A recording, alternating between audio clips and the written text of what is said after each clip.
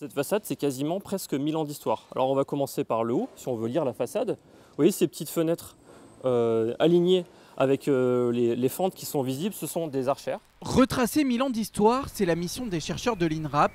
Deux chantiers occupent aujourd'hui l'Hôtel-Dieu à Blois. Le premier se situe dans le jardin. Ici, plusieurs murs et bâtiments anciens ont été mis au jour et les découvertes continuent de s'enchaîner.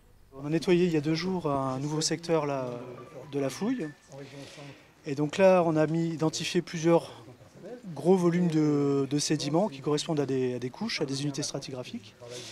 Et là, c'est de savoir comment elles fonctionnent les unes par rapport aux autres, laquelle est la plus ancienne, laquelle est venue par-dessus, etc. Comprendre les différentes phases d'évolution, c'est aussi le rôle de Sylvia, responsable des fouilles extérieures. Dans le cadre de cette opération, les archéologues sont autorisés à creuser jusqu'à 1 mètre de profondeur.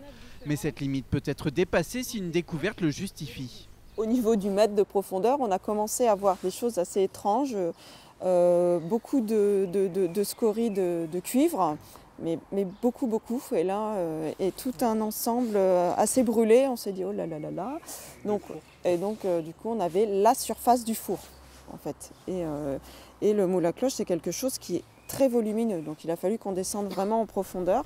À l'extérieur, les trouvailles sont nombreuses, mais l'intérieur de l'Hôtel-Dieu réserve aussi son lot de surprises. Des clés de voûte témoignent encore de l'ancienne abbaye bénédictine et parfois, derrière un mur, de belles découvertes refont surface.